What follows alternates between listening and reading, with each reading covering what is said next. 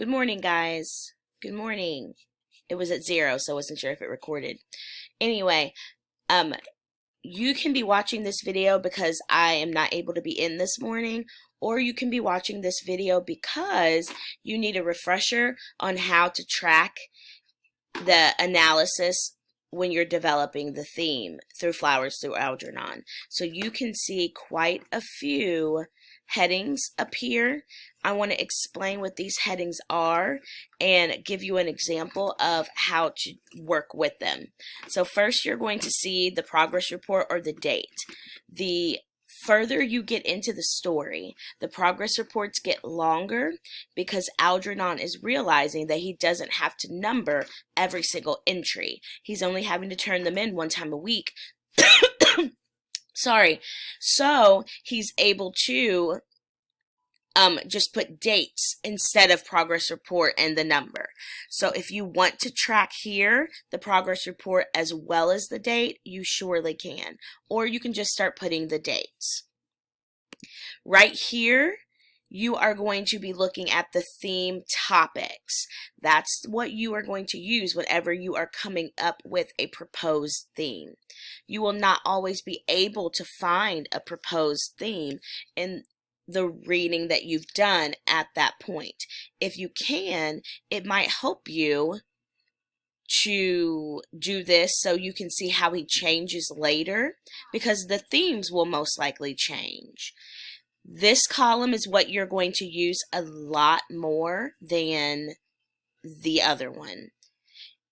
There is a list of topics that you can really see develop throughout this story, but you can also see if you can find some of your own. A lot of you have in Google Classroom a list of theme topics. Pull that up, and as we're reading, have that handy so you can start tracking these topics of the lessons that are going to be learned.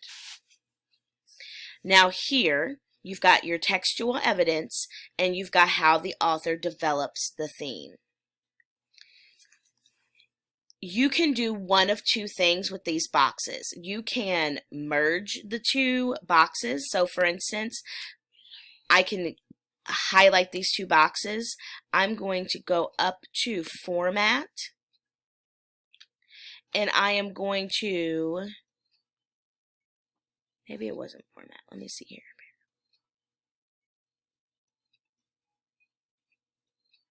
There we go. Go to Format. You're going to click on Table, and then you're going to click on Merge Cells. This allows you to type between the two cells because your textual evidence is going to be that quote, but we also know it doesn't have to be that quote. So as you're typing in this quote, Charlie looks at Algernon, and this is not something that is real, and smiles, end quote.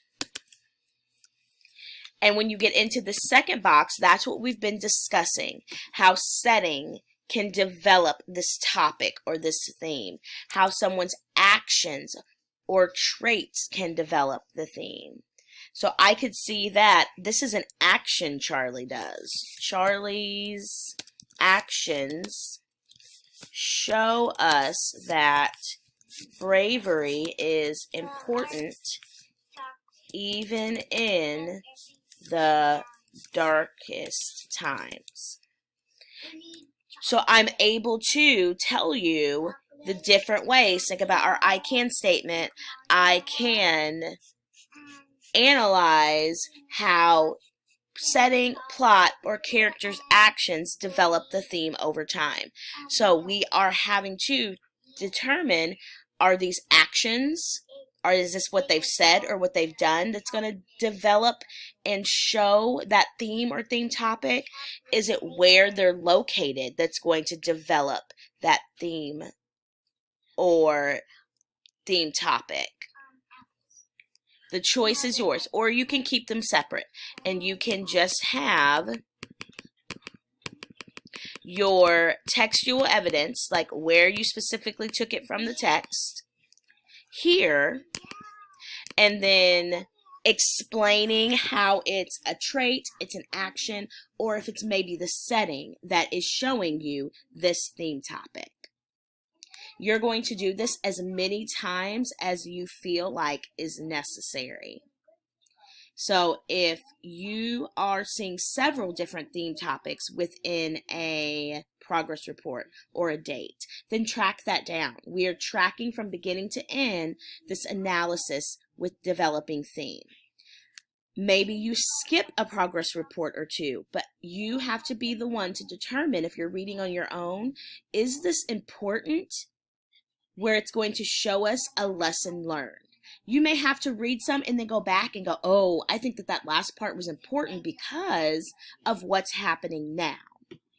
If you are in regular English 8, you can stop the video right now. If you are in honors, I want you to watch for just a little bit longer. So like I said, I will be there today for you all. We will talk about this, but I know that a lot of us sometimes have a lot of questions. So instead of asking me, asking a peer, go back to this video to make sure that you're doing what you need to do. The last thing I'm going to throw in for you are connections to the essential questions. So I've given you the specific theme topics from your final summative. Another thing I'm going to give to you as we start adding in more texts that connect our essential questions. What questions should we be trying to answer by the time we finish this book? Sometimes you're going to be able to connect what's going on in the story to a very big essential question. We talked about the idea of, does intelligence influence your own personal self? Should who people see you as relate to your intelligence? That you are dumb, that you are intelligent. Should that be what people see first? Or should people see that you're kind, that you're nice, that you are bright, that you are sensitive? No. So we most likely say that should be separate from intelligence.